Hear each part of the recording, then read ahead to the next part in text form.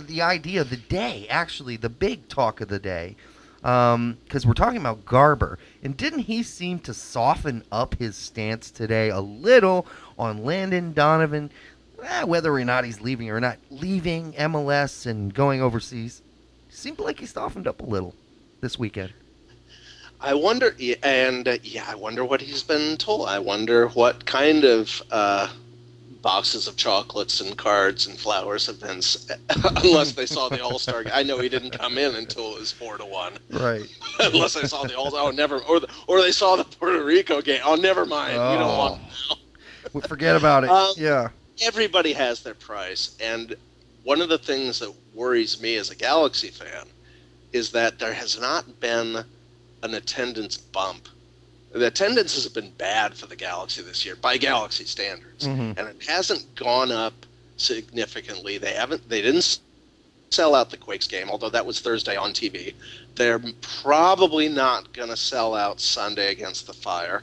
And if you're not selling out with Landon Donovan at his all-time probably peak amount of fame, why not turn him into, if you can get $10 million for him? Or Ronaldinho? I don't know what the hell's going on. Yes, that's the player version of friendlies. People will see a washed up, I think we can call him washed up now. Sure. He seems pretty washed up. Too much Twinkies and too many Twinkies and champagne. And he's not what he was. He's going to be the perfect Beckham teammate. Yep. And if that's what fans want to see, if they don't want to see Buddle and Donovan, if they'd rather see Ronaldinho and Beckham, then financially, for your investors and your corporate sponsors, you have to make that decision because the fans are idiots. Yes. There, I said it. Oh, you did? Ouch. I won't even say that. Or there aren't enough non-idiots to fill up the Home Depot Center at Beckham prices. Right. Beckham, of course, is a synonym for idiot. Right, right. Well, yeah, I mean, right now, you and I know it's still a popularity contest. This isn't really about people who know and been following the sport for 20 years. These are people who are showing up because they just jumped on board in the last, let's say, 0 to 5, maybe 2 years. And so there's going to be an idiot factor here, and we see it every day on whatever website you go to. No, it doesn't matter where you go. They're there. And thank you for not specifically mentioning Big Soccer. No, I mean they're everywhere. I'm telling you, Dan. I walk around and signal to noise ratio. They seriously are everywhere. SoccerNet, right on down the line. I don't care where you go. There are people who I'll call it the Yahoo commenters, worst in the world, worst in the history of the world. I don't know. Bleacher Report's getting there, buddy. I don't know. Well, have you been to Bleacher Report lately? As a matter of fact, yeah, I'd forgotten about that. They used to. This is scary. apropos of. I love telling this story. They briefly, Big Soccer had a little deal where the feature bloggers were reprinted on Bleacher Report, but they didn't tell us. Interesting. And they didn't do the pictures or videos. So the first ones I did just happened to have been a uniform retrospective for the U.S. national team going back to 1915. Lovely. And so on Bleacher Report, it is a series of captions talking about pictures that they couldn't see. And I just read this, and awesome. So much for my Bleacher Report career. Well, that's of course I didn't read the comments. This makes no sense. What? Well, this is awful. Who is this guy? Tightly run organization there at Bleacher Report. All right. Well, you know what? Health. I don't know how we did it. We're already burned through 17 or 18 minutes already.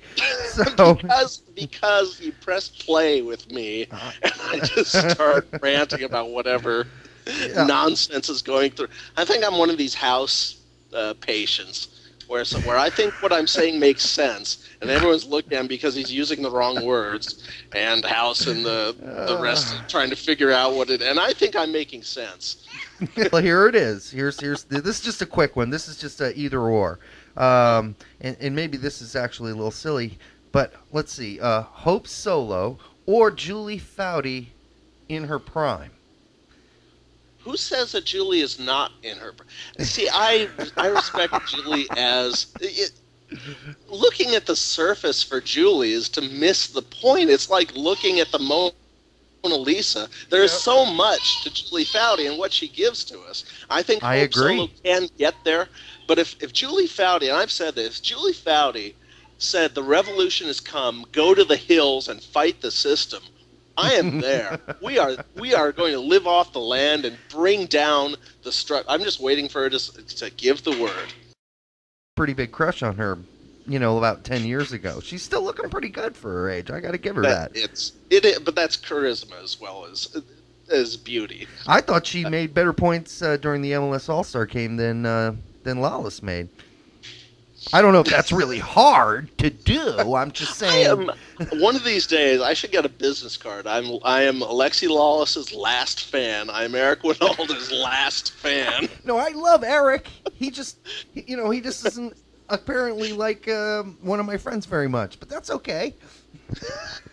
I can live with that. In fact, we're trying to get Eric on the show, so we'll see what happens. But I hope he's but talk about a guy you just listen to. I mean, you don't need to prompt him, and he just holds court, and it's wonderful to listen to him because there is a man with a message. There is a man who has something to tell the world. And always. The world should sit up and take notice. Absolutely, and that's actually one of the that's kind of serious take on this is that.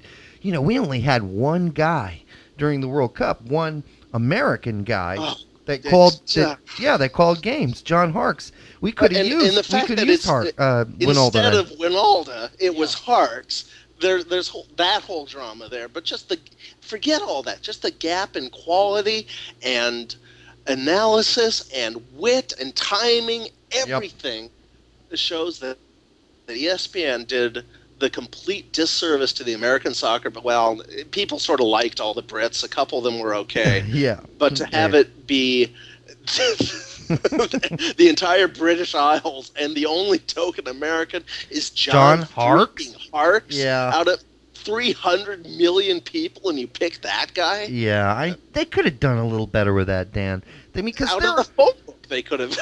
There are great guys out there. There are Americans, Or should I say, guys who speak with American accents. Or people who are familiar with the American team, which Martin Tyler was not. And I don't know if John Harkes always is.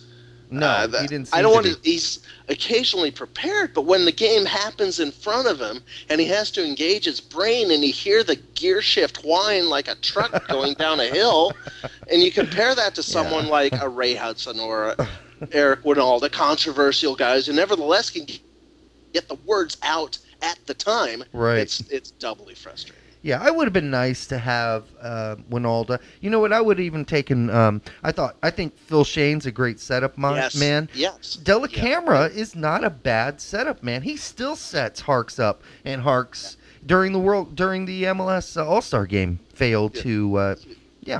He carries Harkes. I mean, that's talking about an unsung hero. Yeah, absolutely. It's like Sherry Lewis and Lamb Chop.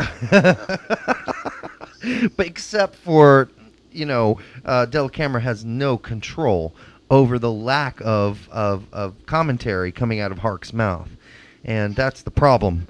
I know, and I don't want to really rail all over Harkes here. It's just that, we could have used a little bit of insight here and then, on some of the players, on their history, on what they've done in the past, what led them to being where they are now. None of this is a part of Harkes' fiber. And I think that's why you have to get somebody else in there. And it's not going to be Wynalda. He's apparently blown his all his good cards with ESPN at this point. But who knew telling Jim Rome to kneel down in service was a ticket out of ESPN? Who knew that?